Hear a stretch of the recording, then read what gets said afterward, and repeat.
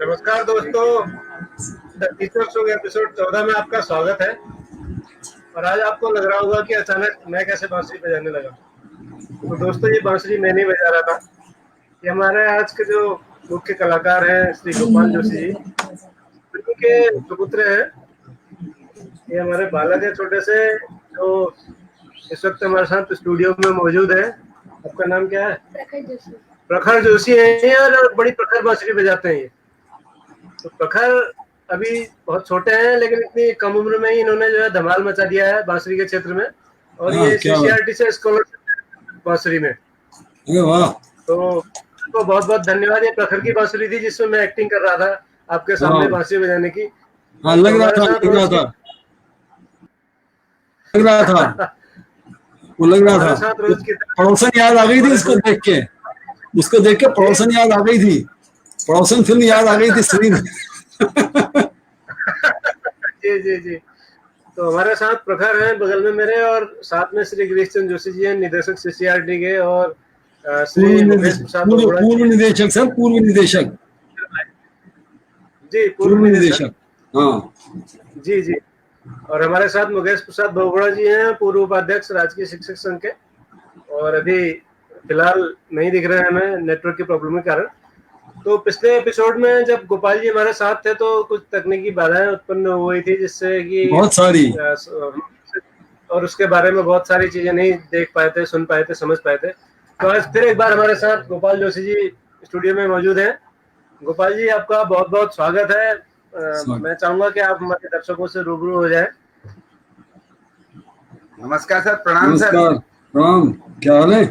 Sir को ठीक, Bahuguna sir को प्रणाम, जोशी सर को प्रणाम।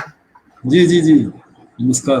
पिछली बार लाइव तो था, लेकिन ऐसे ही डिस्टर्बेंसेस रहे। हाँ, बहुत डिस्टर्बेंसेस।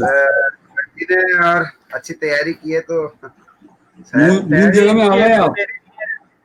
मूल जगह में आ गए। मेरा घर पवित्र किया इन्होंने। मैंने कहा आज क्या सर तैयारी चलता हूँ, चाय जरूर पिला देना। जी जी, चाय पिला चुके सर हम इनको। हाँ, बहुगुणा जी को बुरा लगेगा नहीं तो मिर्ची लगा के बुरा लगेगा। जी जी। तो हमारे साथ सर बहुत सारे लोग जुड़ चुके हैं लाइव, तो हम अब बांसुरी की तरफ लौटते हैं। जैसा कि पिछले एपिसोड में हमने चर्चा की, गोपाल जी राजकीय इंटर कॉलेज पटना नगर में भौतिक विज्ञान फिजिक्स के प्रवक्ता है। और ये बड़ा आश्चर्यजनक है कि एक भौतिक विज्ञान का एमएससी किया हुआ विद्यार्थी बांसुरी बजाए, वो भी इतनी खूबसूरत कि जो है बांसुरी बजाने वालों को समझ में ना आए कि ऐसा भी हो सकता है। तो मैं इन्हें प्रेम से हरिप्रसाद चौरसिया जी कहता हूँ। जब भी इनसे फोन पे बात करता हूँ तो मैं कहता हूँ चौरसिया जी बोल रहे हैं क्या। तो उधर से समझ जाते हैं कि मैं बोल रहा हूँ। तो गोपाल जी, बांसुरी और आपका ये प्रेम कब से हुआ, थोड़ा सा बताएं हमारे दर्शकों को। बांसुरी का प्रेम तो एक इत्तेफाक था कि बहुत पहले हमारे पिताजी के एक दोस्त थे, वो अक्सर घर आते थे। तो एक दिन ऐसे ही जिक्र आ गया, तो उनसे हमारी मदर ने कहा कि बांसुरी सुनाइए। और वो वास्तव में मुझे पता नहीं था कि वो बांसुरी बजाते हैं। और उनकी बांसुरी सुन के मुझे बहुत ही मन हुआ कि काश मैं भी बांसुरी बजाऊं। संगीत से तो खैर मेरा कहीं ना कहीं बहुत पूर्व जन्म का, अगर आप विश्वास करते हैं तो ऐसा कुछ कनेक्शन रहा होगा। लेकिन जब उनकी बांसुरी सुनी तो मुझे लगा कि बांसुरी में ही मुझे आगे बढ़ना चाहिए, सीखनी चाहिए। लेकिन अब क्योंकि ये वह समय था जब बांसुरी के आर्टिस्ट और ये सब कुछ देख नहीं सकते थे आप, क्योंकि ज्यादातर लोग रेडियो पर ही चलते थे और टेलीविजन का भी यदा कदा ही देखने को मिलता था, किसी किसी के घर में हुआ करते थे। तो मैं एक बार एक बांसुरी ले आया और मैंने उसको उल्टा सीधा देखा और देखने के बाद फिर फूंक मारी। अब बांसुरी तो एक कठिन वाद्य है, एकदम आसानी से आएगा नहीं, तो वो छूट गया। तो छोड़ दी, कुछ दिनों में बजाया और छोड़, मतलब घर ही में इधर उधर मिस हो गई। एक दिन क्या हुआ कि अचानक उसमें मेरा ही पाँव पड़ गया, घर में पड़ी हुई बांसुरी में, और वो टूट गई। और जब वो टूट गई तो मेरे मन में कुछ ऐसा हलचल जैसी बन गई कि क्या ऐसे, ये तो बहुत ही बड़ा अपराध हो गया जैसे। तो मैं उस दिन के बाद बांसुरी को ढूंढने के लिए रोज जो है सब्जी मंडी जाता था, क्योंकि सब्जी मंडी में वो ठेले में वो डंडे में लगा के बांसुरी लोग लाते थे। तो मैं उसी बस कि कहीं बांसुरी वाला अब आएगा, मम्मी मुझे सब्जी के लिए भेजती थी, सब्जी ले आएगा, और मैं वहां बैठ के शाम तक 8-8 बजे तक वो बांसुरी वाले का इंतजार करता रहता था। एक दिन माता जी ने कहा सब्जी लेने जाता है तो इतने लंबे समय तक तू कहाँ बैठा रहता? तो मैंने उनको बताया कि मैं बांसुरी के वाले का इंतजार करता हूँ। तो फिर उन्होंने मुझे कहा कि अरे तुझे बांसुरी चाहिए थी तो तू मुझे बताता। तो फिर उन्होंने एक दुकान का पता दिया, तो वहां से मैंने बांसुरी ली और बहुत देर तक बांसुरी में बजाता रहता था। हर तरफ से, हर छेद से उसके मैंने फूंक मार के देखा, लेकिन वो बज नहीं पाती थी। तो फिर जो है हमारी माता जी ने ही कहा कि यहाँ पे हमारे लोकल हल्द्वानी में एक संस्थान है, स्वर संगम संस्थान। तो आपको विश्वास नहीं होगा कि 12th के एग्जाम थे, 89 मेरे। तो मैं 12th के एग्जाम देने के बस फरवरी की बात होगी, कि मार्च में एग्जाम होते हैं बोर्ड के। तो मैं उसी दौरान वहां चला गया और मैंने कहा मुझे बांसुरी सीखनी। तो गुरुजी ने कहा भाई अभी तो ये बंद है, आपको बसंत पंचमी से शुरू होगा। तो मैं अपने गुरु आदरणीय पंडित हरीश पंत गुरुजी का मैं नाम लेना चाहूंगा। उन्हीं की कृपा से मेरी बांसुरी की शिक्षा प्रारंभ हुई। और मैंने, आप विश्वास नहीं करेंगे, 12th के एग्जाम को छोड़, मतलब उनको किनारे करके और बांसुरी सीखनी प्रारंभ कर दी। ये कुछ, अब आप क्या कहेंगे, मतलब सब कुछ छोड़ के फिर उसके बाद ऐसे ही करके मैंने बीएससी किया, बांसुरी चलती रही। तो संगीत सब मेरी पढ़ाई को खा गया एक तरीके से देखा जाए, क्योंकि आप जानते हैं कि जब इसकी दीवानगी होती है तो सब छोड़ देता है आदमी। ये कुछ ऐसी, मतलब जिसको नाम मिला हो उसको और ज्यादा परेशानी होती है, वो और ज्यादा परेशान रहता है। जी। लेकिन गुरुजी का दर्शन मिला। फिर बाद में स्कूल छोड़ने, मतलब संगीत का स्कूल छोड़ने और ज्वाइन करने और छोड़ने और ज्वाइन करने का दौर जारी रहा। मैंने बीएससी कर लिया, एमएससी कर लिया, और फिर बीच में कुछ प्राइवेट जॉब्स में लगा इधर उधर, लेकिन संगीत बदस्तूर जारी रहा। बीच बीच में क्लासिकल छूट गया तो थोड़ा सा ऐसे ही धुन वुन बजाने लगा। लेकिन जब ये काफी लंबे समय बाद जब 2000 में मैं वापस हल्द्वानी आया, तो यहाँ पर फिर से वही स्वर संगम में जो आचार्य हैं पंडित चंद्रशेखर तिवारी जी, उनके साथ, गुरुजी के साथ उनसे मेरा जुड़ाव हुआ। और धीरे धीरे उनका बेटा स्मित तिवारी बहुत अच्छा संगीतज्ञ है, तो फिर ये तार फिर से झनकृत हुए।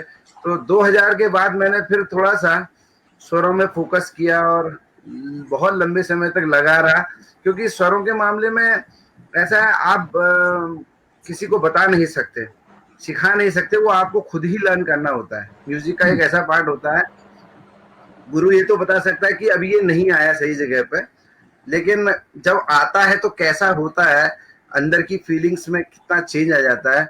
मतलब मैं तो समझता हूँ कि लोग जो, अगर किसी ने ईश्वर नहीं देखा तो वो संगीत के माध्यम से ईश्वर के दर्शन कर सकता है।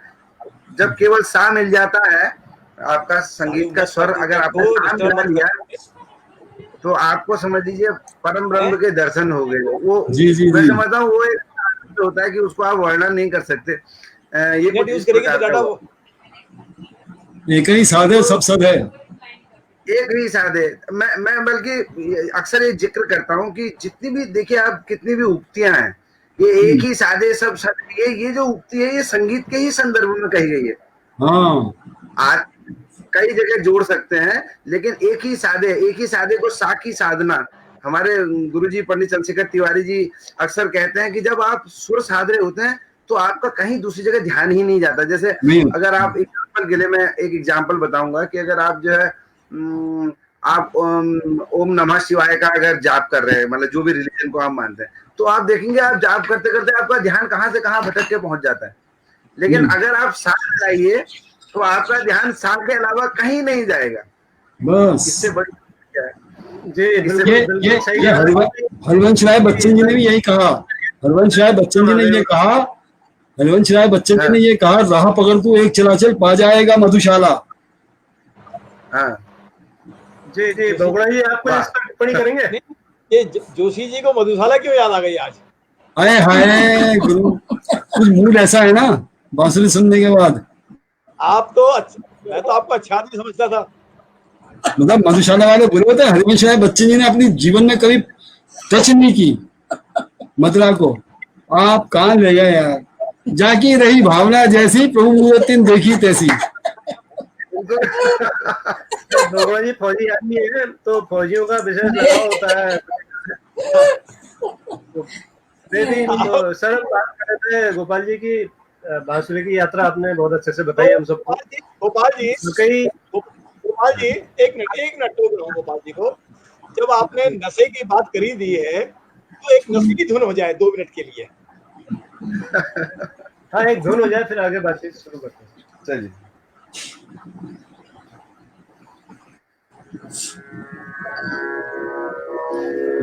आपके आगे गीत प्रस्तुत कर रहा हूँ।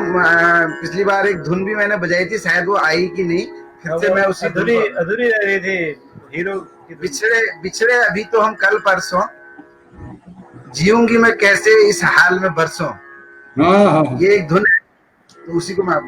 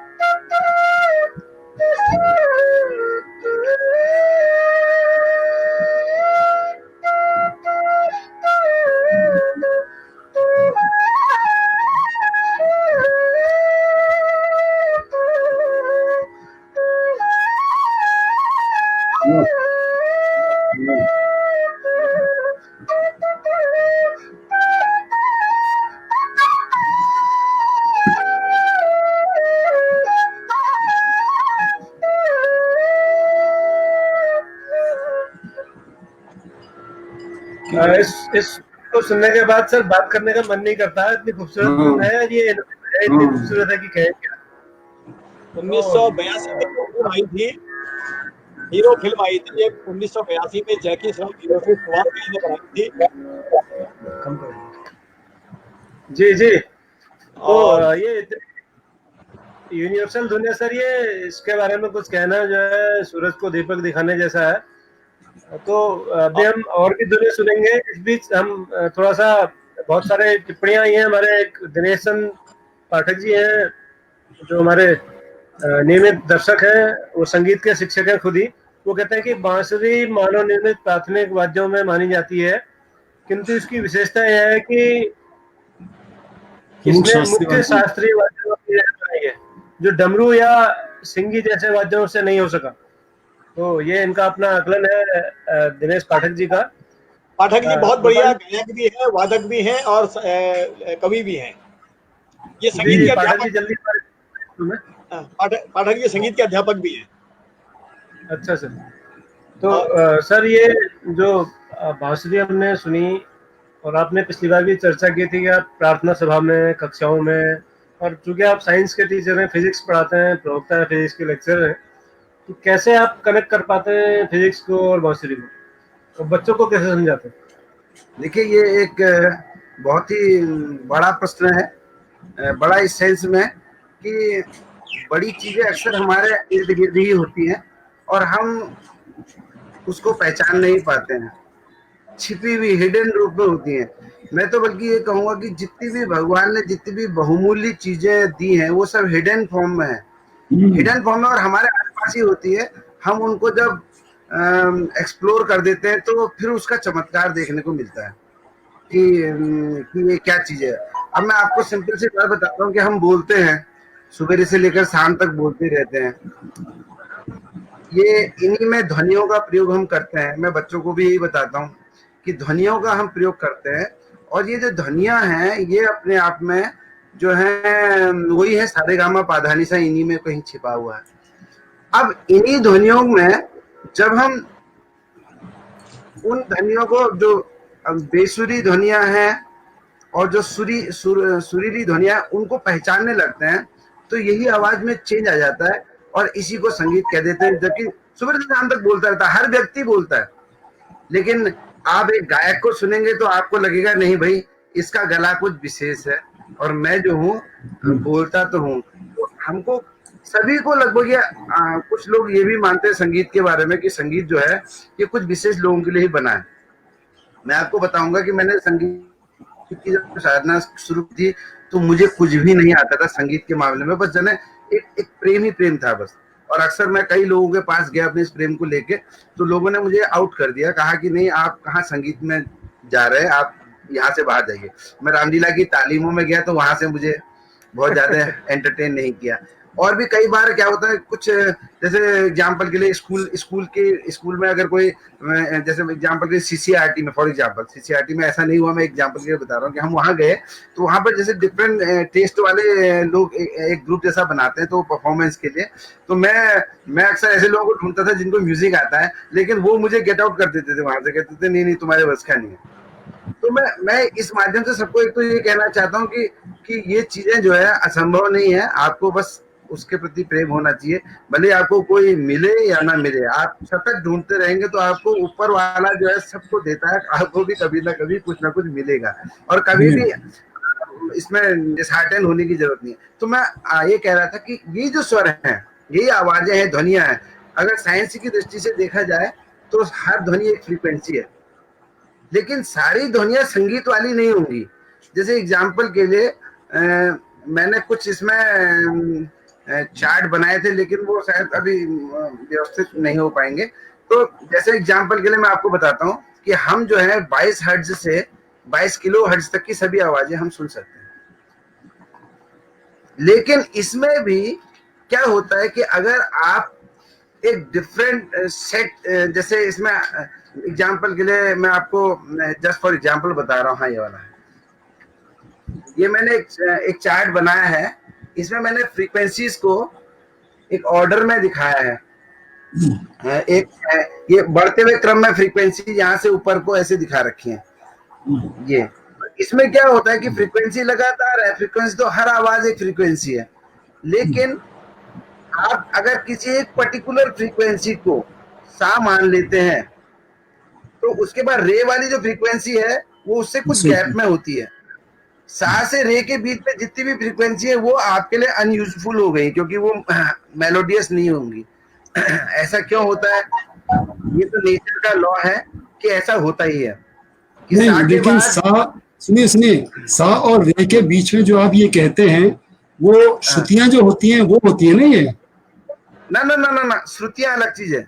वो श्रुतियां तो श्रुतियां उनको कहते हैं जिनको हम म्यूजिकल साउंड कहते हैं, जिनको हमारे कान डिस्टिंक्टली आइडेंटिफाई कर लेते हैं। तो सा और रे के बीच में है, सा से लेकर रे तक, या सा से लेकर सा के ऊपर पहले एक स्वर और होता है, कोमल रे कहते हैं उसे। तो सा से कोमल रे के बीच में भी अनगिनत फ्रीक्वेंसी होती है। जैसे दो नंबरों के बीच में इनफाइनाइट नंबर्स होते हैं, इसी प्रकार से फ्रीक्वेंसीज भी हैं। जैसे वन मान लो 1 एक फ्रीक्वेंसी है, 1.1 भी एक फ्रीक्वेंसी है, 1.01 भी एक फ्रीक्वेंसी है। तो सा से रे के बीच में बहुत सारी फ्रीक्वेंसी है, बट हमारे जो कान है वो सा से और रे के बीच में केवल एक और स्वर है जिसे कोमल रे कहते हैं, उसको हम म्यूजिकल मानते हैं। ये जो कॉम्बिनेशन है हाँ ये कॉम्बिनेशन है, ये एक हमारा, ये ऐसा nature, this is the law of nature. आप इसको ऐसे समझ लीजिए कि हमारे कान या तो उसको आइडेंटिफाई कर लेते हैं, या ये भी कह सकते हैं कि वो वही मेलोडियस होगा। यानी कि हर सा का एक रे है, हर जमी का एक आसमान है, हर सा का अपना एक रे है। अगर आप किसी भी फ्रीक्वेंसी को सा मान सकते हैं। हालांकि इसमें भी स्टैंडर्डाइजेशन हो चुका है आज की तारीख में, गवर्नमेंट ने या जो भी डिफरेंट जो सिस्टम है इसके लिए वो बना दिया गया है कि किस फ्रीक्वेंसी को हम उनको नाम दे दिए गए बकायदा कि ये सी शार्प है, ये सी है। 440 हर्ट्ज को ए स्केल मान लिया गया है, ए। और उसके बाद 440 को ए मान के फिर बाकी सबका निर्धारण कर दिया गया, क्योंकि जब इंटरनेशनली जब इंस्ट्रूमेंट्स बनेंगे तो उसमें आपको फ्रीक्वेंसी सेट करनी पड़ेंगी, नहीं तो क्या होगा, एक जगह का इंस्ट्रूमेंट दूसरी जगह के इंस्ट्रूमेंट से मैच नहीं करेगा। ठीक बात। स्टैंडर्डाइजेशन किया गया, लेकिन हाँ। ये हर ध्वनि जो है वो ध्वनि है, उसमें किसी भी ध्वनि को आप सा मान सकते हैं, बट हर सा का एक अपना रे होता है। ये बहुत गंभीर चर्चा, और मेरे जैसे अज्ञानी और कम संगीत जानने वाले के लिए ये बहुत कठिन हो जाएगा। लेकिन अरे नहीं यार, कठिन क्यों हो जाएगा, समझा रहे हैं ठीक तरह से वो। हाँ सर, वो ठीक है, क्योंकि इसमें क्वेश्चन बेस्ड आंसर होना ज्यादा अच्छा रहेगा। हाँ, वो हमारे समय की भी सीमा है सर। मैं एक साइंटिस्ट को जानता हूँ जो फिजिकल ये फिजिकल क्या कहना चाहिए, फिजिकल लेबोरेटरी का एक बहुत डिस्टिंक्टिव इंस्टीट्यूशन है, वो फ्रीक्वेंसी को स्टडी करने में लगा हुआ है दिल्ली में। बिल्कुल। अभी बहुत गंभीर, बहुत रिसर्च। हाँ, लेकिन आपका कहना, आप ये मानेंगे कि हिंदुस्तानी म्यूजिक और कर्नाटक शास्त्रीय संगीत में श्रुतियों में अधिक ध्यान कर्नाटक संगीत में दिया जाता है, कर्नाटक शास्त्रीय संगीत में? हाँ, कर्नाटक में जो गमक का है बहुत बढ़िया प्रयोग किया जाता है, और हमारे यहाँ स्थिराओं को ज्यादा बल दिया जाता है। वहाँ स्वरों के, जैसे स्वर जब लगाए जाते हैं तो किस जगह से, जैसे एग्जांपल सा लग रहा है तो सा कहाँ से लग रहा है, तो उस पर ज्यादा जो वो लोच है उस पर ज्यादा काम किया जाता है। हमारे यहाँ सुर की स्थिरता पर ज्यादा बल दिया जाता है। वो भी हमारे यहीं के हैं। हाँ, कर्नाटक वाले भी हमारे यहीं के हैं। आगे बढ़ते हैं सर हम इस प्रोग्राम में, थोड़ा सा और हम संगीत सुनते हैं, बांसुरी सुनते हैं गोपाल भाई। थोड़ा सा मैं एक बात और स्पष्ट करना चाहूंगा, जैसे अभी आपने कहा कि बच्चों को हम कैसे जोड़ते हैं। मैंने एक सिंपल सा प्रयोग बच्चों के सामने किया। मैंने क्या किया, जैसे नॉर्मली हम क्या करते हैं, जिनको म्यूजिक का ज्ञान नहीं होता है, वो एक बच्चा गाना शुरू कर देता है, दूसरा उसमें ढोलक बजाना शुरू कर देता है, और जब दोनों गाते हैं तो दोनों को कुछ लगता है कि देयर इज सम कमी, अभी भी इसमें कुछ मिस्टेक है या कुछ कमी है, इसको कैसे हम इम्प्रूव करते हैं। तो मैंने अब उनसे कहा कि देखिए, होता क्या है कि जब आप गा रहे हैं तो आपने एक तो अपना स्केल चूज नहीं किया, आपने कहाँ से गाया। सबसे पहले आप अपना स्केल फिक्स कीजिए, फिर उस स्केल से आपका तबला मिलाया जाएगा। यहाँ तक कि अगर उसमें मजीरा बज रहा है या कोई और भी इंस्ट्रूमेंट मिल रहा है तो it should be very tune with the frequency. तो अब क्या हुआ कि जब बच्चों को, क्योंकि पहले तो बच्चे को सुर में गाना, उसको अभ्यास कराना पड़ेगा, तो उसको इसका एहसास हुआ कि सुर में गाना वास्तव में कितनी कठिन चीज है, और फिर धीरे धीरे उस कठिनता की ओर जो जाता है तो उसके अंदर एक आत्मविश्वास भी बढ़ता है, एक धीरज भी बढ़ता है कि हाँ लंबा समय लगेगा। तो वो जब सारे इंस्ट्रूमेंट जब मिलते हैं और जब बच्चे गाते हैं तो उनको फील होता है कि यही गाना हम पहले गाते थे, एक ढोलक बजता था, हम गाना लग जाते थे, और आज उसी गाने को हमने जब सारे इंस्ट्रूमेंट मिला दिए तो कितना अंतर आ गया। देखिए, वही इंस्ट्रूमेंट पहले भी बज रहा था, वही इंस्ट्रूमेंट बाद भी बज रहा था, अब अंतर क्या आ गया कि पहले हमने उसको बिना मिलाया था, अब हमने उसको ट्यून कर दिया। ट्यूनिंग करना तो एक कठिन प्रोसेस है, उसको थोड़ा सा अभ्यास से ही प्राप्त किया जाएगा, बट उसके मिल जाने से इतना असर हो जाता है। अगर चीजें मिल जाए तो कितना बढ़िया हो जाता है। एक स्कूल का कैंपस है, वही फील्ड है, वही कैरियर है। अब क्या हुआ, एक प्रिंसिपल आए, उन्होंने थोड़ा टीचर्स की हेल्प ली और क्यारियां बढ़िया बढ़िया बना दी, फील्ड की पत्थर साफ कर दिए, तो वही फील्ड अच्छा हो जाता है। बिल्कुल। और वहाँ वो प्रेरणा देता है। और उसी फील्ड में आप गाय भी वहां पर जो है मलमूत्र अपना वहां छोड़ गई, और पक्षी आए, पेड़ के पत्ते गिर गए, क्यारियां वैसी ही पड़ी रही। उन्होंने कहा जी ये तो करके कुछ होता नहीं है, आज साफ करो कल फिर गंदा हो जाना है, इसलिए इसको साफ करना ही बंद कर दो। तो ये भी एक सोच है। तो इन चीजों का, इन सोचों का बहुत असर पड़ जाता है। और विद्यालय प्रांगण जब एक सुरमई सुबेरा हो जाए तो फिर शाम तो अपने आप ही सुरमई ही होगी। तो शाम सुर में ही बनाइए सर, कुछ बांसुरी आपके हाथ में है, कुछ एक और सुर छेड़िए। बोगड़ा जी की कुछ फरमाइशें प्री शो में हमारे बीच आई थी, वो मैंने कहा हमारे- था उसके पंख होती तो उड़ाती रहे, आपकी आज्ञा का पालन होगा सर।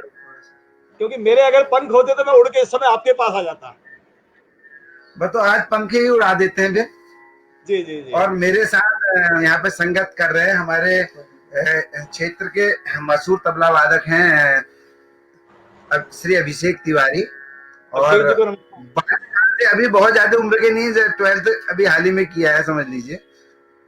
और हार विरमान के हो जीतने के बाद मैं इनको 5-6 साल का जब था तब से तबला बजाते हुए देता हूँ। और बहुत ही आनंदित करने वाला तबला ही नहीं बजाते, बल्कि खुद भी खोए रहते हैं तबले। जब आप 5-6 साल के थे, ये 5-6 साल ये 5-6 साल के थे, मैं तो चलिए, तो एक खूबसूरत धुन गोपाल जी से सुनते हैं, जैसा कि हमारे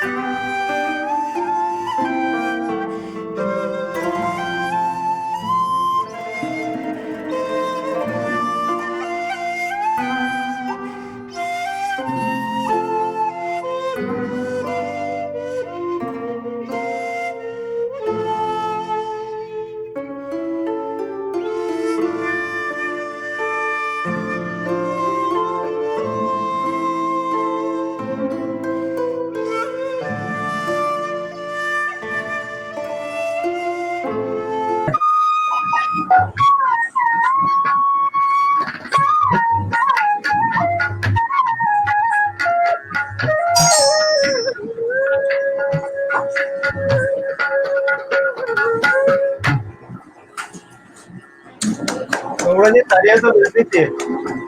मैं कहा था कि मेरे बहुत सुंदर। फिल्म सेहरा का ये गीत है, अभिषेक जी ने बहुत अच्छा इसमें ये संगत हाँ। किया। जी अभिषेक जी को, सर, अभिषेक जी का अभिवादन। अभिषेक जी की भी दूसरी परफॉर्मेंस है ये। अभिषेक जी पहले भी आ चुके हैं। भट्ट जी हाँ, थोड़ा फोर फ्रंट में। इस गाने के बारे में बता दो जरा मैं दर्शकों को। हेलो, ये जो राग मैंने, ये एक तरह के गीत है, ये राग भूपाली के स्वरों में हाँ। जो है निबद्ध है। वैसे इसी स्वर पे एक दूसरा राग है जिसका नाम है देशकार। हाँ।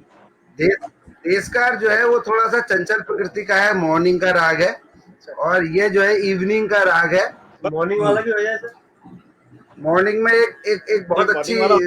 वो है, इसमें कंपोजिशन है, मराठी कंपोजिशन है। मैं आपको ऐसे ही गा के सुनाता हूँ एक आध उसका। चंचल चंचल प्रकृति कैसी? भगवान कृष्ण की जैसी? आपके जैसी। चंचल प्रकृति माने स्थिराव कम होगा। भगवान जी की जैसी। आपके जैसी।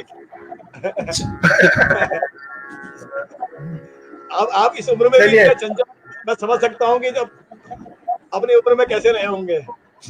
जब रात है ऐसी मतवाली तो सुबह का आलम क्या होगा? आलम क्या होगा। वैसे मैं वैसे संगीत तो खैर मेरा अंदरूनी शौक है, लेकिन मेरा जो मेन काम है वो संगीत से कम विज्ञान में ही जाता है। जैसे हाँ, एग्जाम्पल अच्छा। के लिए मैंने इसमें भी संगीत में मैं खुद तो एक संगीतकार तो मैं नहीं बन पाऊंगा, लेकिन यह है कि मैं संगीतकारों को हेल्प करने की बड़ी मेरी इच्छा है कि मैं कुछ नई चीजें इसमें दे वाह। पाऊं या उनको डिफिकल्टी को सॉल्व कर पाऊं। वाह। बस इतना ही मेरा रोल मेरे ख्याल से परमात्मा ने डिसाइड किया है, इतना ही मैं चाहता भी हूँ, और इसमें मेरी रुचि भी है कि इसको मैं थोड़ा सा सर मैं आपको रोकूंगा बीच में माफी के साथ। मैंने सुना है कि रविंद्रनाथ टैगोर साहब ने 70 वर्ष की उम्र में से पेंटिंग बनाना शुरू किया था, बिल्कुल बिल्कुल। और वो दुनिया के सर्वश्रेष्ठ चित्रकारों में से शुमार किए जाते हैं। तो अभी गोपाल जी 70 के नहीं हुए हैं सर, तो मैं उम्मीद करता हूँ कि बांसुरी में ये बहुत कई सही मुकाम लगे। है, अभी कई मुकाम जी, है जो अभी टच करने हैं। तो चंचल वाला मैं हो एक जाए। शेर था इनके लिए, मैं पढ़ दूं, इनके लिए एक शेर पढ़ दूं कि अभी तो बाज की असली उड़ान बाकी है, अभी तो बाज की असली उड़ान बाकी है, कई परिंदों का अभी इम्तिहान बाकी है। बिल्कुल। वाह। अभी तो बाज की असली उड़ान बाकी है, कई परिंदों का अभी इम्तिहान बाकी है। और गोपाल जी अभी तो आपने सिर्फ पर्वतों को लांघा है, अभी तो सारा आसमान बाकी है। बिल्कुल, क्या बात है, बिल्कुल। बहुत अच्छे, बहुत अच्छे। आमीन कहना उचित रहेगा। और इसमें कोई शक नहीं, अब तो मेरे पास विद्यालय में अब ईश्वर की कृपा से मेरे को थोड़ा बहुत जो भी मिला है मैं उन बच्चों को बांटना चाहता हूँ, और बच्चों को बांटता हूँ, और वो बच्चे कल को आगे उनकी संख्या बहुत विशाल हो जाएगी, तो अपने आप उतने सारे बच्चों को साथ में देख के, और जब साथ में बैठेंगे और गाने बजाने का कभी मिलेंगे, तो वो दिन वो कितना सुहाना दिन होगा उसकी कल्पना मैं करता हूँ। देखो हॉस्टल खोलोगे तो मैं भी आ जाता हूँ, को हॉस्टल खोलोगे तो मैं भी आ जाऊंगा। तो राग भोपाली में चंचल वाला होता है। वो चंचल वाला राग हम सुनने वाले थे सर। अच्छा, तो इसी का थोड़ा सा देश का वैसे थोड़ा सा रागों में भी बहुत ज्यादा, क्योंकि वही साइंस वाले फील्ड में ज्यादा मेरा वो रहता है। इस राग का हम आज से दूसरा नाम रखते हैं राग भगवा। हर राग बहुगुण वाला ही होता है। नाम तो बहुत उचित है। राग में बहुगुण कहते हैं कि किसी राग को जितना मत हो उसमें उतने प्रकार के जो है, जैसे समुद्र मंथन से रत्न निकलते हैं, बिल्कुल वैसा ही इस राग का भी स्वरूप होता है। इसीलिए कितने कलाकार हुए शास्त्रीय संगीत में, और आगे भी होंगे, हर एक का वादन अपना एकदम अलग ही होगा, ऐसा हुआ। तो इसी में थोड़ा सा मैं दूसरा इन्हीं स्वरों से एक दूसरा रंग उत्पन्न करने की कोशिश करता हूँ। इस राग के जो स्वर है सारे गा प ध सा, इसमें म और नी नहीं लगता है।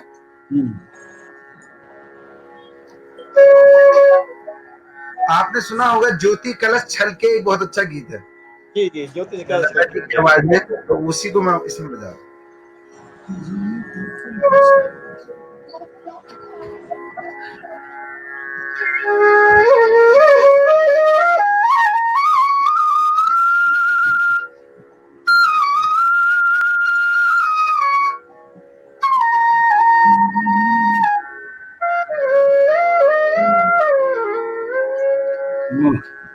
क्या बात,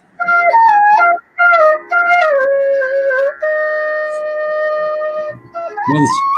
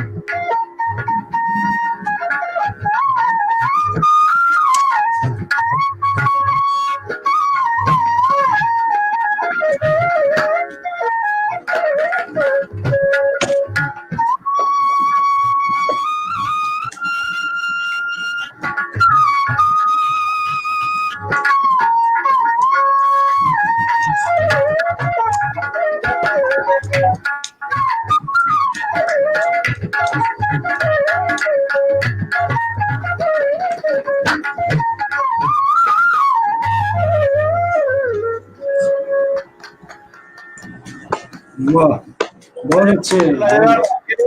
हमारे अतिथि राजकुमार भंडारी जी जो कवि हैं हास्य व्यंग के, उन्होंने कुछ लाइन लिख के भेजी है कि धरती प्रफुल्लित हो गई, गगन प्रफुल्लित हो गया, तो गोपाल जी की बांसुरी से मन प्रफुल्लित हो गया। वाह। तो हम सबके भावनाओं को राजकुमार भंडारी जी ने अभिव्यक्त किया है। भंडारी जी आपका बहुत बहुत धन्यवाद सर। ऐसे ही हमारा उत्साह बढ़ाते रहिए, पर्दे के पीछे से भी और पर्दे के सामने भी।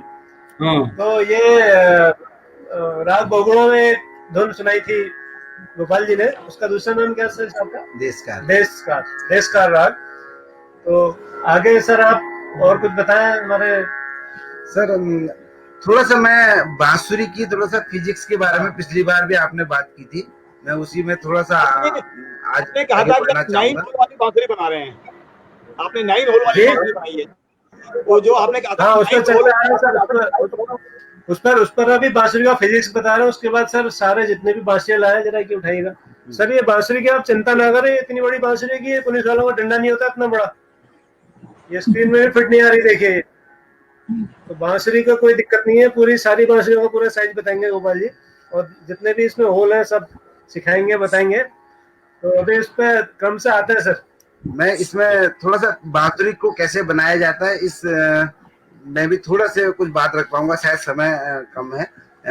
मैं थोड़ा सा एक यहाँ पर मैंने एक पिक्चर बनाया है, मैंने आपको थोड़ा गोपाल जी को पिछली फुल स्क्रीन पे रखिए अभी।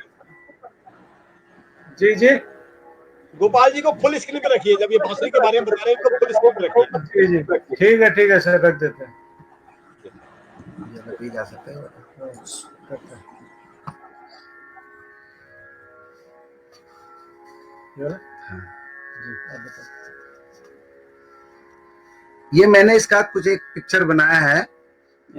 ये ओपन ऑर्गन पाइप, बांसुरी को मैंने कहा ये ओपन ऑर्गन पाइप है, तो मैंने एक ही बांसुरी के यहाँ पर नीचे से लेकर ऊपर तक चित्र बनाए हैं। ये इसमें यहाँ पर एक ब्लोइंग होल दिखाया है मैंने इस जगह पे, और इसको यहाँ पर हम होंठ से फूंक मारेंगे, और इधर जो ये होल्स हैं लाइन से, ये सब जो है फिंगर से बंद किए जाएंगे। जिन जिन होल्स को हम, ये पहले दिख पा रहा है, आप ये बताइए मुझे, क्या ये विजिबल है? सर ये हाँ, दिख रहा है? ठीक है, बढ़िया बढ़िया, अच्छा है। इसमें जो सबसे ऊपर मैंने पिक्चर बनाया है, बड़ा करते हैं, जूम कर सकते हैं।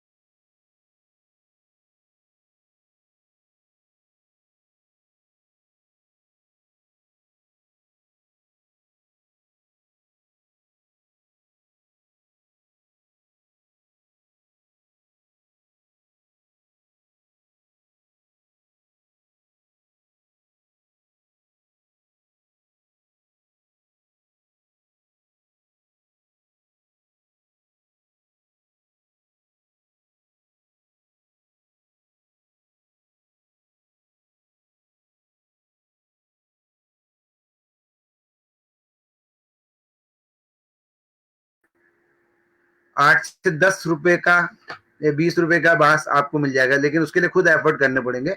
बिल्कुल ब्लैंक हो गए थे उसको आप, आप एज ए 5 मिनट बिल्कुल ब्लैंक थे।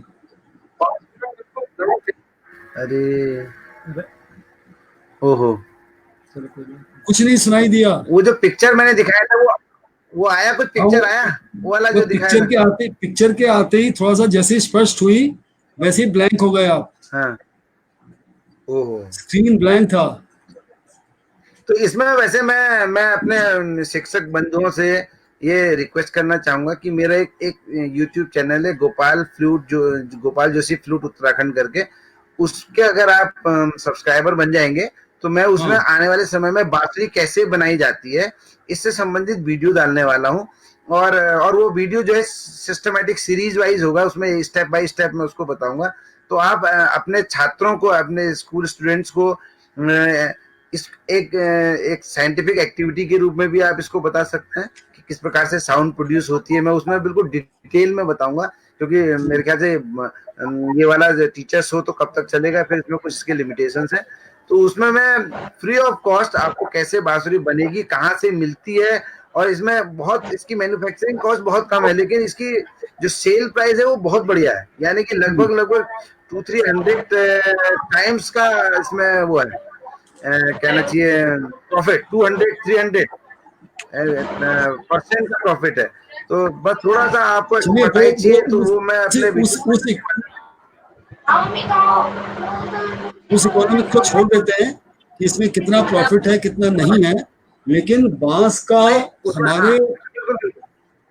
हमारे लोक जीवन में, बांस का हमारे शास्त्रीय परंपराओं में बहुत बड़ा उल्लेख है। ऋग्वेद में तो इतना कहा गया बांस के बारे में। और बांस आपको पता है घास प्रकृति का है, और बांस के अंदर अग्नि देवता का निवास है। तो जब आप बजाते हैं ना इसको, बस सब दूसरे सब आनंद में मगन हो जाते हैं। और बड़ी बड़ी कहानियां हैं सर इसकी बड़े पीछे। बांस और सूप, पहाड़ में तो उत्तराखंड में तो बहुत महत्व है। अभी कोई भी एक हमारे संगीतज्ञ है, वो उन्होंने तो जीवन जो है थोड़ा सा आध्यात्मिक बना लिया है, साधु बन गए।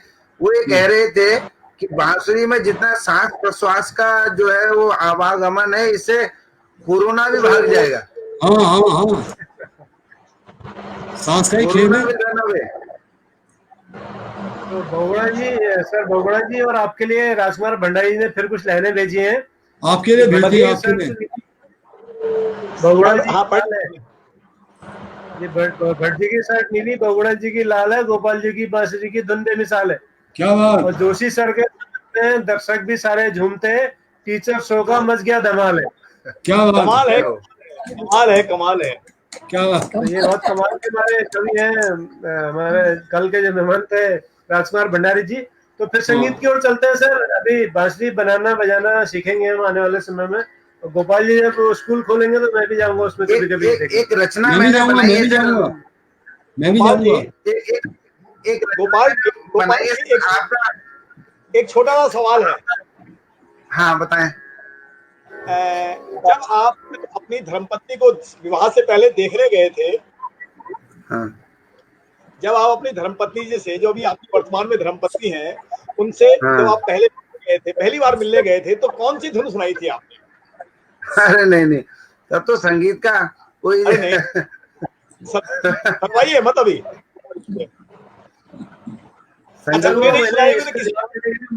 परमिशन लेनी पड़ेगी गृह मंत्रालय से, तो परमिशन मिलेगी तो आपका जवाब दिया जाएगा, क्योंकि इधर छोटे गोपाल जी बैठे हैं हमारे बीच। उन्हें ना सुनाई होगी तो किसी और को सुनाई होगी, वही सुना दीजिए। मुझे सुनाई थी सर, हम साथ पढ़ते थे कॉलेज में। अरे आपको सुनाने में जो आनंद आ रहा है वो आनंद जो है, ये एक्चुअल में संगीत जो है वो श्रोताओं के बिना तो संगीत का आनंद कहाँ होता है। आज तो बड़ा सौभाग्य मिला है, इतने श्रोता मिले। मैं तो भट्ट जी को बहुत बहुत धन्यवाद देना चाहूंगा कि मेरी बांसुरी यही बजवा रहे हैं। मैं इसलिए कह रहा हूं ना कि इन्होंने ये असली में गोपाल यही है, बांसुरी यही बजवा रहे हैं। इन्होंने CCRT की वर्कशॉप में मेरे को मौका दिया, तो वहां बहुत आनंद आया मुझे। मैं सरकार को ये आग्रह मैं इसलिए कर रहा हूँ कि हमारे इस शो को बहुत सारे नौजवान शिक्षक भी देख रहे हैं जिनकी अभी शादी नहीं हुई है किसी कारणों से। तो क्या पता आपसे प्रेरणा लेकर के वो भी बांसुरी बजाए और उनकी भी शादी हो जाए। क्या बात मुझसे अगर वो और बांसुरी कमेंट बजाने से कुछ और होता है, शादी नहीं होती। उनसे कहिएगा अगर बांसुरी बजा दी तो फिर तो डाइवोर्स पहले हो जाएगा। आपके पीछे अभिषेक बैठे हैं, खुश हो गए इस बात पे। चलिए एक और धुन सुनते हैं सर, उसके बाद आपका सवाल का जवाब शायद देंगे, सोच रहे हैं अभी। एक मैं थोड़ा सा आपको एक स्वरचित एक मैंने प्रार्थना बनाई है, तो थोड़ा सा इसमें आपका ध्यान आकर्षित करना चाहूंगा। थोड़ा गा के, वैसे थोड़ा सा कंठ से तो मैं उतना मधुर नहीं हूँ।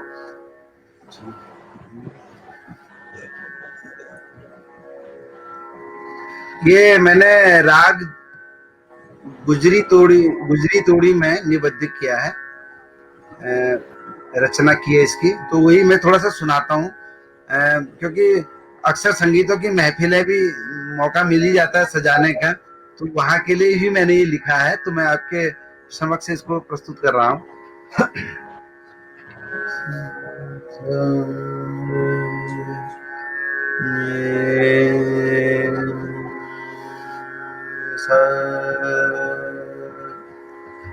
बोलते बोलते थोड़ा सा गाने में बड़ी दिक्कत सी होती है।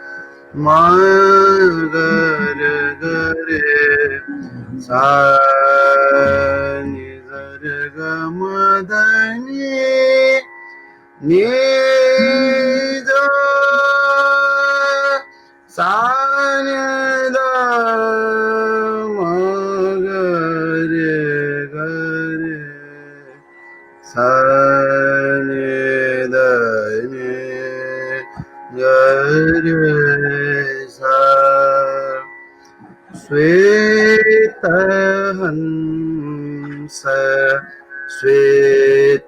कमल श्वेत हंस श्वेत कमल श्वेत माला मोती श्वेत हंस श्वेत कमल श्वेत माला मोती एक हाथ वीणा साजे दूजे हाथ मोती श्वेत हंस श्वेत कमल श्वेत माला मोती श्वेत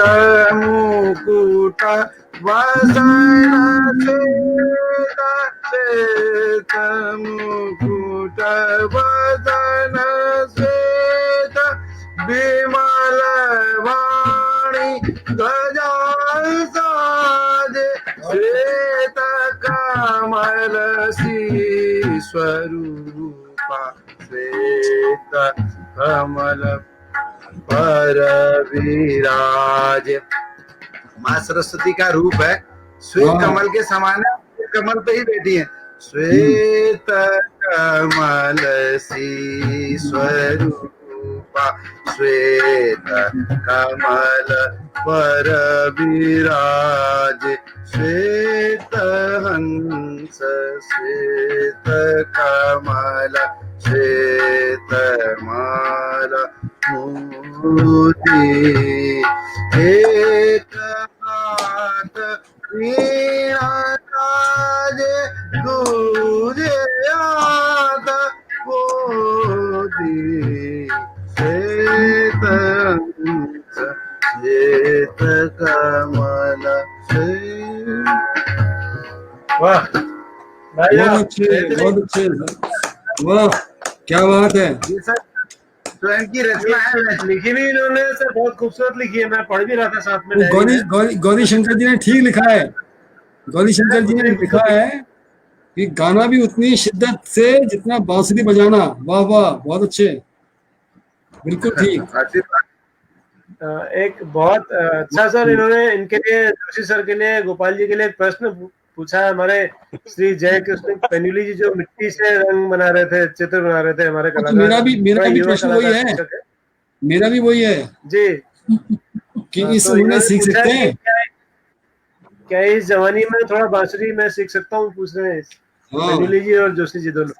मैं आपको बताऊंगा, मेरे एक ऐसे मित्र हैं जिन्होंने स्टेट बैंक से आफ्टर रिटायरमेंट बांसुरी सीखी है और बहुत अच्छी बांसुरी बजा रहे हैं क्या बात अभी। है। पांडे जी। हाँ, तिवारी जी। अच्छा। सर, सर मिस्टर वो राजेंद्र हॉस्टल कब खोल रहे हो आप, हॉस्टल कब ऐसा। खोल रहे हो हल्द्वानी में, हल्द्वानी में हॉस्टल कब खोल रहे हो, हम आ जाते हैं उसमें, रह जाएंगे। अरे सर, हमारा घर ही आपका स्वागत, आप तो अरे कभी नहीं भी नहीं, आइए, आपका स्वागत है। ये गोपाल जी ने और आपने आज मेरी दूसरी रट भी छेड़ दी है। मुझे भी बचपन से बड़ा शौक था बांसुरी बजाने का, और बहुत हाँ सारी बांसुरियां मैं गांव से खरीद के लाता था, हाँ।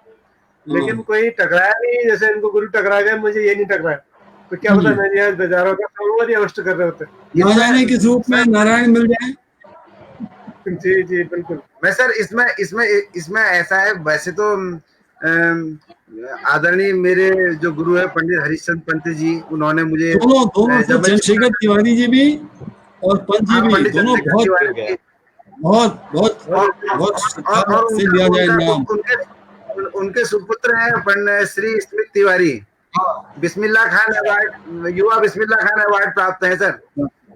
मालूम है मुझे, पढ़ा था मैंने। उनका उनका भी काफी मेरे को मतलब सानिध्य मिला, प्यार मिला, तो कुछ ईश्वर की कृपा तो रही सर मेरे पे। वाह वाह, रहती है सर, रहती है, उसको अरे एक्नॉलेज करिए, उसको एक्नॉलेज करिए कि हाँ ईश्वर की कृपा है, बस।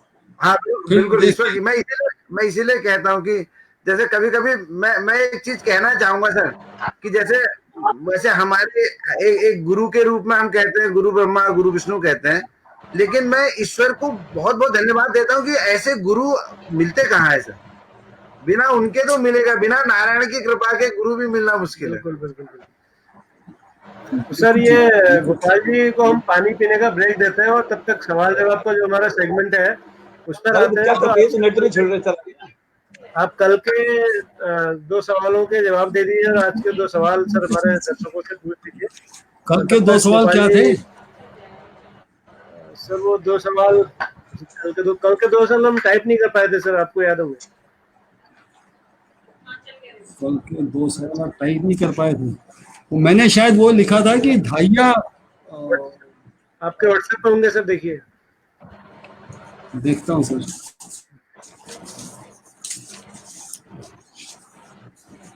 मैंने लिखा था ढाइया क्या है, ढाइया, ढाइया क्या है। तो जब यज्ञ होते हैं और यज्ञ के समय जो यज्ञ वेदिका में संविधाओं के साथ जो अग्नि को जलाने में ऋचाएं पढ़ी जाती हैं,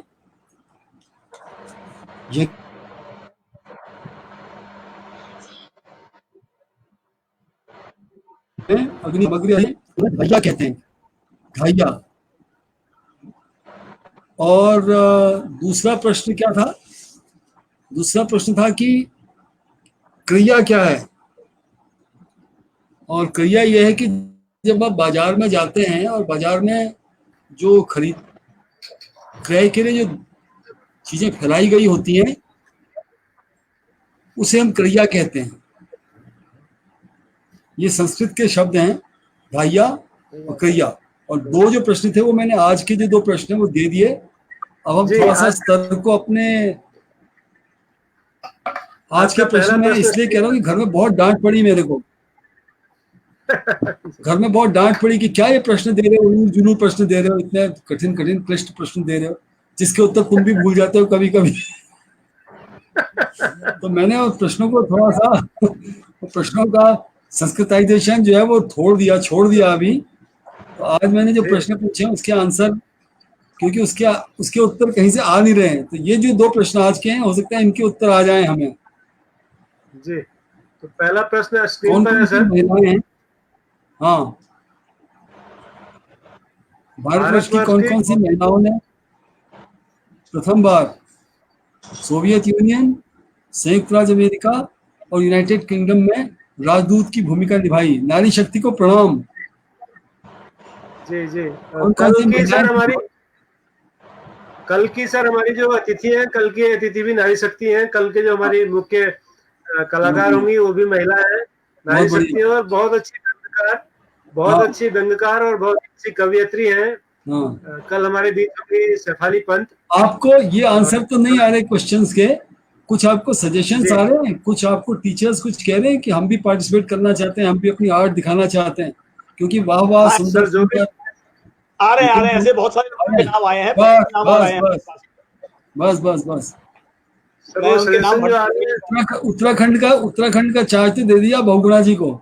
आप थोड़ा सा आगे निकलिए, उत्तर प्रदेश और गुजरात और महाराष्ट्र में चले जाइए। हाँ ये हाँ सर ठीक है। जो दूसरा प्रश्न है सर वो भी पढ़ दीजिएगा। किस भारतीय क्रिकेटर ने इंग्लैंड के साथ मैच में उनके विरुद्ध अंतिम ओवर में अधिकतम रन्स का रिकॉर्ड बनाया? ये थोड़ा सा मैं बिल्कुल अलग कर दिया मैंने स्वरूप, ये तो नहीं कहूंगा निम्न किया है, लेकिन अलग कर सर दिया ये स्वरूप।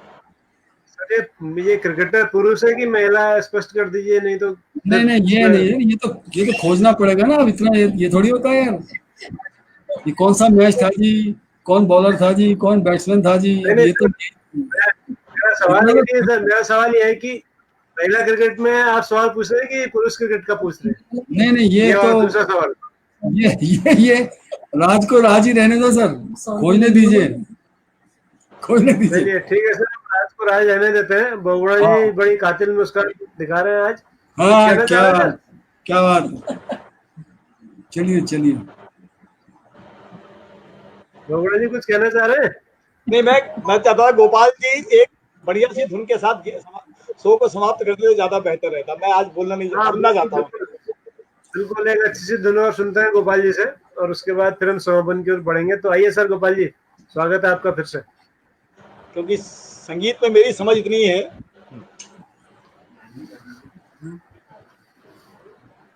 जी, वंदना जी ने एक उत्तर तो दे दिया, एक महिला का तो बता दिया उन्होंने, विजयलक्ष्मी जी जी पंडित। जी, विजयलक्ष्मी पंडित जी। सही है सर, जवाब ये। यूएनओ के अध्यक्ष वो एक, इसका पार्ट सही है, अभी मैं कल ही आंसर कल ही डिस्कस करेंगे। यूएनओ की थी, मैंने यूनाइटेड स्टेट भी पूछा है, यूनाइटेड किंगडम भी पूछा है, और सोवियत यूनियन भी पूछा है। ये बहुत बढ़िया आंसर दिया, क्विकेस्ट आंसर फ्रॉम वंदना जी। बधाई सर, तालियां हम बजाते हैं वंदना मैम के लिए। वंदना मैम के लिए पानी।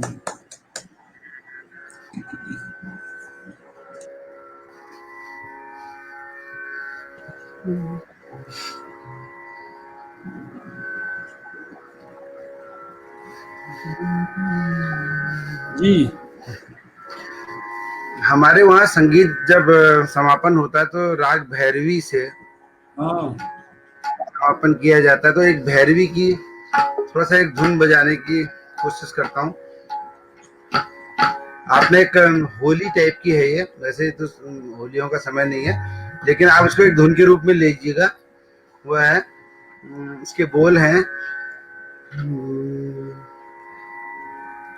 बाट चलत मोरी चुनर रंग डारी, बाट चलत मोरी चुनर रंग डारी, रे कैसो बेदर्दी बनवारी, बाट चलत मोरी चुनर रंग डारी, रे कैसो बेदर्दी बनवारी, कैसो है निडर डर तन काऊ से लंगर, अपनी दिगा दिगी करत है डगर, हे मोहे राम, हे मोहे राम, हे मोहे राम भाई।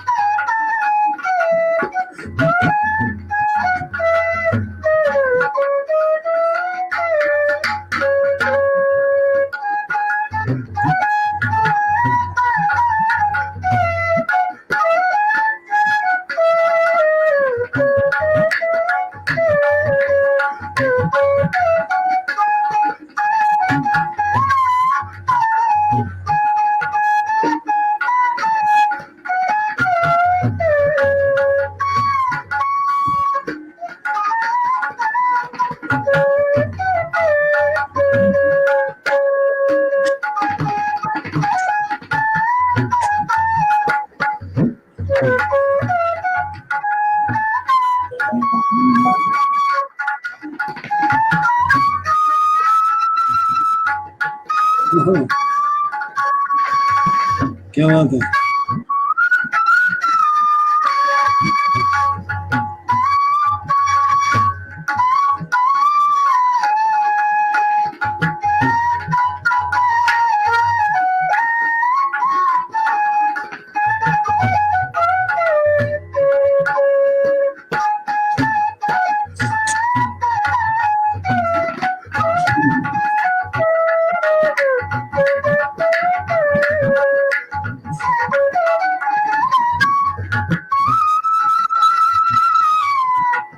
वाह,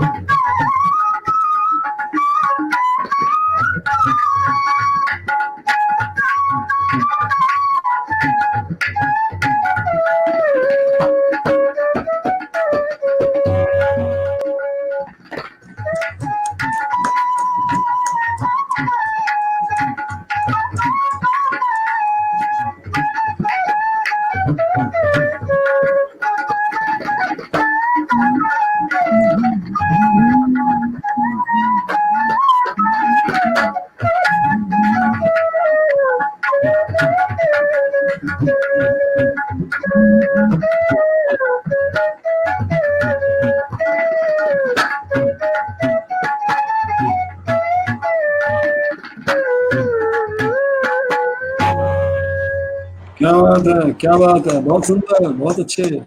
वाह, बहुत बढ़िया। आशीर्वाद है बहुत सर। बढ़िया तो ये सर। इसके बाद कुछ कहने को नहीं रह जाता, लेकिन बगुड़ा जी का एक सवाल था, वो आपने एक बांसुरी का इनोवेशन किया है जो 9 छिद्रों वाली संभवतः है, उसके बारे में थोड़ा सा बगुड़ा जी सर जानना चाहते मैं थोड़ा सा इसके बहुत बारे में बढ़िया, बताना बहुत चाहूंगा। बढ़िया।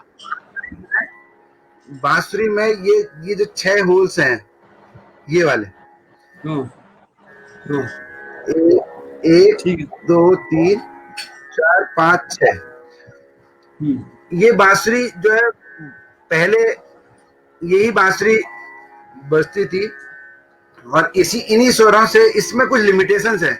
जैसे जब आप सा के बाद सा रे ग म तक जाएंगे तो प के बाद फिर इसमें चक्र चेंज होता है, तो टूटता है।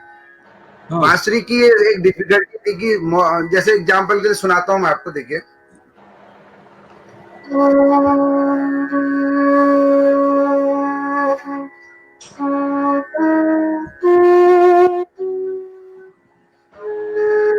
ये आपने देखा होगा, प के बाद ब्रेक आया, फिर से देखिए। देखा।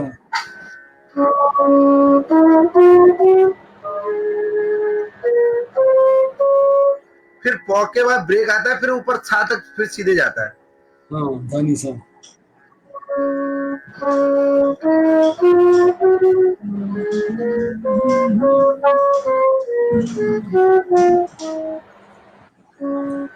ये जो है बांसुरी पहले इस प्रकार से चलती थी।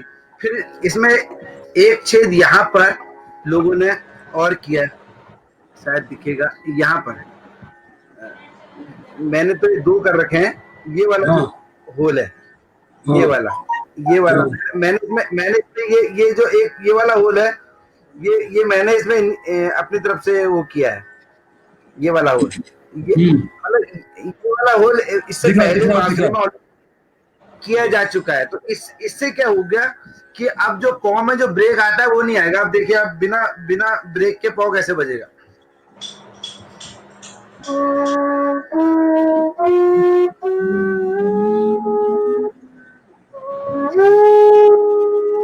सीधे आप सा से पौ जा सकते हैं, लेकिन मैंने इससे एक होल और कर दिया, तो आप इससे एक श्रुति और ऊपर, श्रुति जिसे कहते हैं, आपने क्वेश्चन भी किया था, श्रुति जो है, उससे ऊपर जो श्रुति है वो कोमल धौ की होगी, ठीक है। फिर उससे ऊपर की जो श्रुति है शुद्ध धौ आ जाएगा। श्रुति को ऐसा कहा जाता है, श्रुति माने सारी ध्वनियां श्रुति नहीं होती, वो जो डिस्टिंक्टली आइडेंटिफाई की जा सकती है उसको श्रुति कहते हैं। श्रुति कहते हैं। तो इसमें जो है वैसे कुछ संगीत साधकों ने बीच में और भी श्रुतियों के बारे में कहा है, लेकिन उनका प्रयोग ज्यादा होता नहीं है। एक इसमें भातखंड किताब में एक श्लोक भी है, चतुश्चैव षडज मध्यम पंचम। इसका माना है हर स्वर के हिसाब से चतुर 4 श्रुतियां जो है षडज मध्यम पंचम की, ऐसे कहा गया है। तो ऐसे बहुत 22 श्रुतियां लगभग मानी जाती हैं। तो इसमें मैंने जो ये वाला जो होल किया है, ये ऊपर के कोमल धौ तक आपको विदाउट ब्रेक देगा, सीधे आप जा सकते हैं। देखिए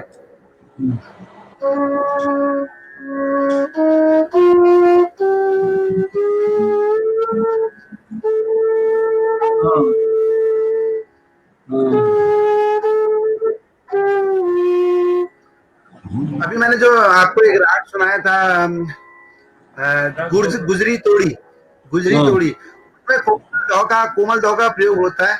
तो आप देखिए उसको मैंने इसमें कैसे बजाएंगे।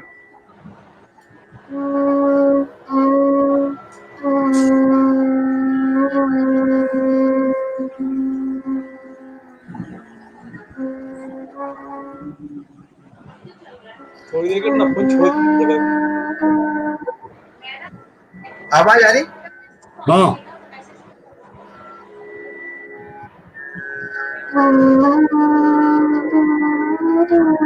सब अगर यूज करेगी तो आएगा, वो यूज हो रहा है ना।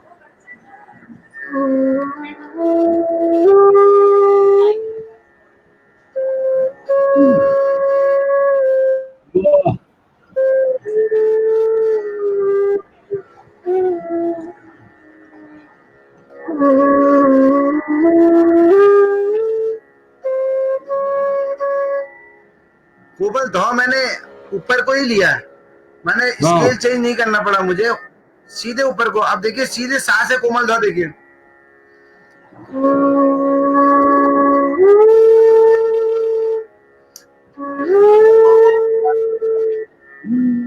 पहले यही काम बांसुरी में ऐसे होता था, यहाँ पर टूट रहा है देखिए। अब मैंने जो चेंज किया हुआ है,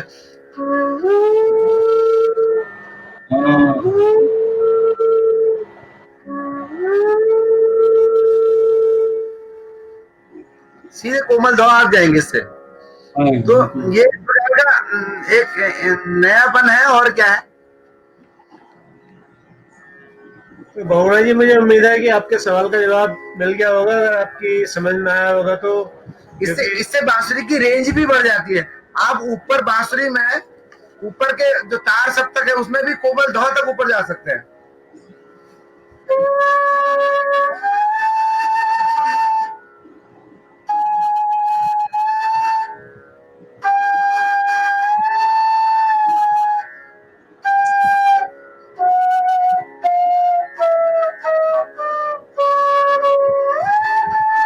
ये देखिए कोमल धौ तक मीड़ के साथ आप जा सकते हैं। तो एक तरीके से बांसुरी का जो शब्द है उसमें विस्तार हो गया। यहाँ जो है ना वो साइंस थोड़ी उल्टी हो रही है। हाँ, कहते हैं ना जो जो जो साउंड है वो जिस गति से ट्रेवल करते है उससे तेज गति से प्रकाश ट्रेवल करता है। तो आपकी जो फोटो आ रही है, फोटो में जो आप बजा रहे हैं वो 3 सेकंड बाद आ रहा है, बांसुरी पहले आ जा रही है, साउंड पहले आ जा रही है। ये होता है कि वो एक्चुअल में करते तो आदमी देखता है उसके बाद साउंड आती है। इसकी जो फ्रेम रीडिंग है ना, वो जो ऐप की फ्रेम रीडिंग की मिस्टेक है। जी जी। ये गूगल बाबा का चमत्कार है सर। और हाँ। गोपाल जी से निवेदन है, ये भी साइंस है, देखिए ये गोपाल भी जी। साइंस और मैथमेटिक्स है। गोपाल जी साइंस छोड़िए अभी थोड़ी देर के लिए। गोपाल ये जी सुन रहे हैं मेरे को? साइंस की आपने बात की तो हेलो। एक क्वेश्चन मेरे भी दिमाग में आया है कि वो कौन सी हाँ। चीज, वो कौन सा लिक्विड, वो कौन सी चीज है जो गर्म करने पर लिक्विड से सॉलिड फॉर्म में आ जाती है? अच्छा, तो ये दर्शकों से सवाल है। गर्म करते हैं तो लिक्विड से सॉलिड हो जाती है।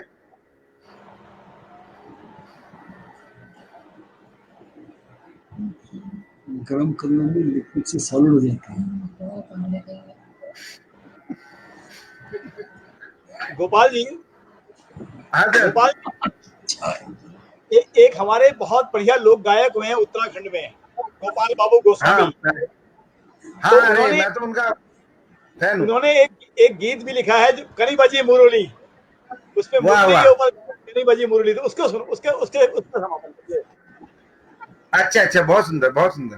कनी बजी मुरली हो मेरा ऊंचा नीचा डांडे हो मां। तेरू गाना नहीं आता हुआ है? चल मैं बजाता हूँ बाद में।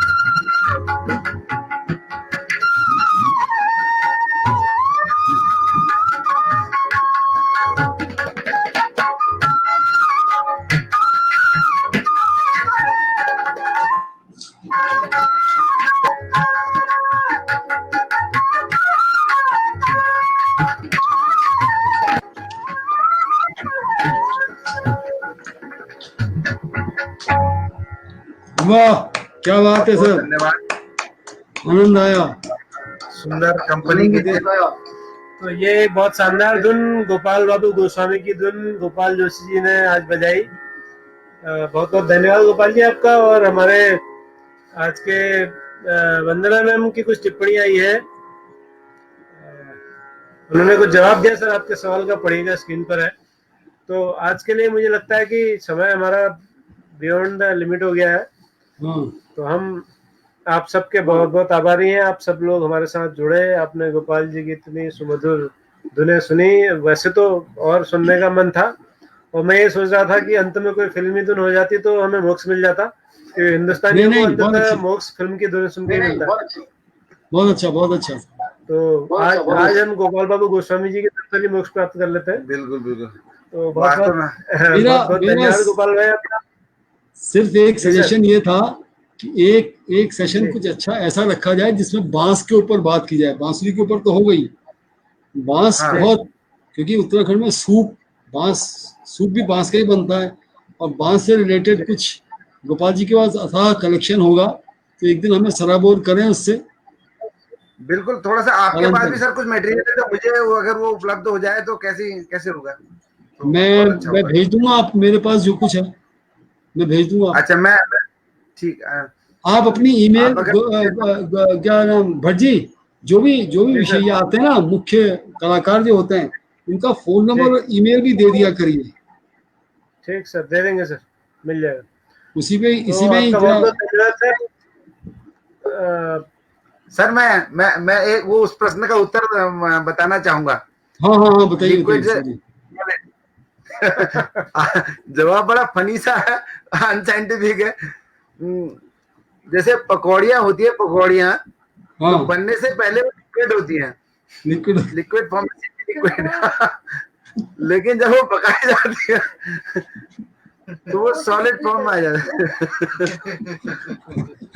बहुत अच्छे, बहुत अच्छे। ये तो मिर्ची बाबा का कमेंट हो गया आज। हाँ वही वही सर, तो वो अभी विदेह हो गए मिर्ची बाबा। विदे हो गए, लेकिन बहुत अच्छा सर। ये मुस्कान बरकरार रखें सब। हाँ बिल्कुल, धन्यवाद। धन्यवाद सर आपका, और सभी दर्शकों का बहुत बहुत धन्यवाद। गोपाल जी का बहुत बहुत धन्यवाद, शिवाजी का बहुत बहुत धन्यवाद, और छोटे गोपाल का बहुत बहुत धन्यवाद कि आप हाँ हमारे बीच रहे और आपने हमें इतना समय दिया। और कल के लिए मैं आपको बताना चाहूंगा, जैसा मैंने पहले भी बताया, कि कल हमारे बीच होंगी सफाली पांडे। सफाली जितना अच्छा कविताएं लिखती हैं, उतने खूबसूरत गद्य व्यंग्य भी लिखती हैं। तो कल हम गद्य अच्छा, व्यंग्य भी सुनेंगे सफाली जी से, और जी उनकी जी कविताएं भी सुनेंगे। जी, बहुत बहुत अच्छा। चुटीली, बहुत तीखी रचनाएं उनकी होती हैं, और उतने ही सुंदर तरीके से वो पढ़ के उन्हें सुनाएंगी। तो कल शाम को मिलते हैं ठीक 7 बजे। तब तक के लिए नमस्कार, शुभ रात्रि। शुभ रात्रि।